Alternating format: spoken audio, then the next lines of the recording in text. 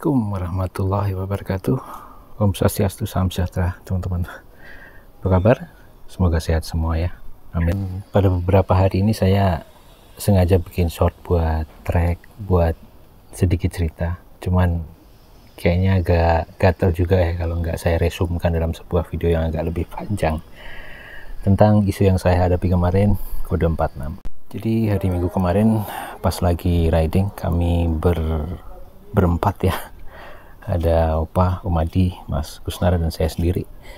Jadi pada saat perjalanan naik ke Bedugul itu semuanya lancar ya, aman ya. Nah setelah kita ngopi dan saatnya kita turun, kejadiannya itu sudah saya rasakan pada saat arah turun ya. Jadi kami terhubung dengan Pektok, kemudian pada saat itu saya di baris keempat ya, masalah ya.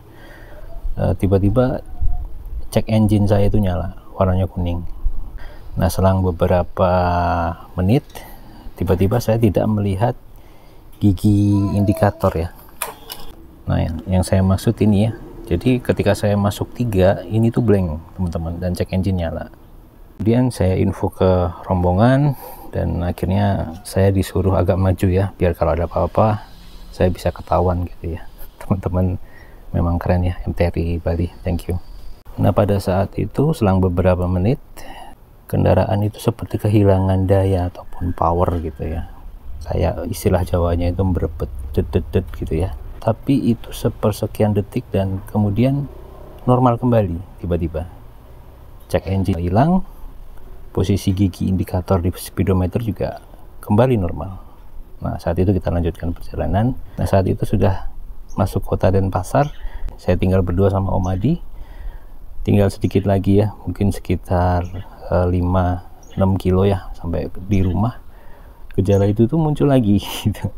Cek engine nyala, kemudian indikator gigi hilang, dan tiba-tiba mesin mati gitu. Tapi secara speedo masih nyala seperti ini ya teman-teman.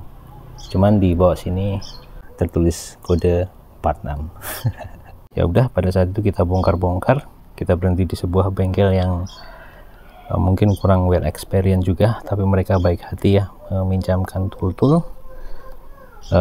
Kita bongkar dan kami menemukan bahwa soket kiprok itu yang sisi bawah gosong teman-teman. Mungkin bisa saya tunjukkan di gambar tambahan di sini ya.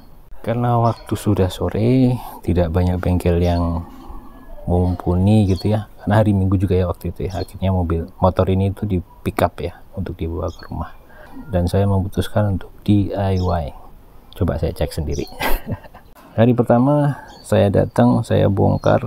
Pertama kali yang saya ukur adalah tegangan aki. Nah, di situ terbaca 11,3. Karena secara normal tegangan aki minimum itu, kalau saya tidak salah ya, mohon koreksinya, 11,7. Jadi sebenarnya sudah cukup turun ya nilainya saat itu. Kemudian hari kedua saya melakukan pengecekan ya, karena kode 46 bisa juga karena konektor-konektor itu nggak kencang. Saya cek lagi konektor di kiprok, kemudian koneksi aki di sini 2 itu kencang juga. Kemudian saya ke bawah sini ke konektor kiprok ke spool, kondisinya juga kencang. Bahkan saya juga melakukan pembersihan waktu itu ya dengan kontak cleaner. Setelah saya bersihin, saya pasang lagi, saya coba, tetap nggak mau nyala.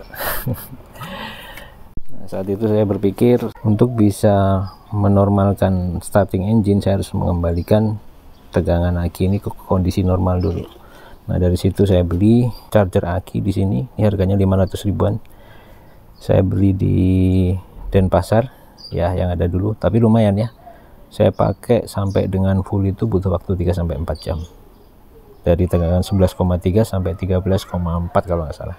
Nah baru tadi pagi saya pasang lagi akinya dengan kondisi normal. Saya cek kode 46 nya itu masih ada teman-teman.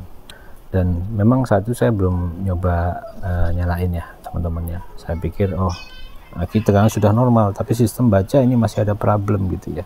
Ya sudah, opsi terakhir adalah nunggu konektor ya, atau kabel sakti. Nah tadi pagi saya habis masang aki, belum bisa normal. Siang ini tadi kabel saktinya datang dan sudah saya pasang saat ini ya teman-teman ya. Nah setelah kabel sakti ini saya pasang, kemudian saya nyalakan kontaknya, ternyata kok masih kode 46 gitu. Akhirnya saya inisiatif, cobalah saya balikin lagi ke konfigurasi normal, pakai konektor existingnya, jadi kabel saktinya saya disconnect dulu semuanya. Kemudian tegangan aki normal ya, kemudian saya coba nyalain, cek, nyala ya. Saya baca tegangan di sini ya, di aki ya, yang harusnya secara normal ketika kiprok itu mengisi ke aki akan menunjukkan angka 14 sekian volt ya, tapi ternyata yang kepajah hanyalah tegangan akinya sekitar 12,5 volt. Nah, putus asa tuh. Tapi ya sudah, apalagi. Oke, kira saya pasang lagi nih kabel saktinya ya, saya pasang lagi, kemudian saya kontak on, kode 46 itu masih ada teman-teman ya, tapi akhirnya saya paksain untuk starting engine, nyala ya, kemudian saya matiin lagi engine-nya, ceklek, kemudian saya off, kemudian saya kontak lagi, kode 46 nya hilang. Jadi sebenarnya kemungkinannya ya, kode 46 itu hilang setelah sistem ini baca bahwa sistem charging itu udah normal gitu. Nah, dia baca sistem charging sudah normal dari mana? Dari saya trigger nyalain engine tadi itu. Nyalain engine sebentar, kemudian sistem baca, oh sudah ada aliran arus ini ataupun daya ini ke aki.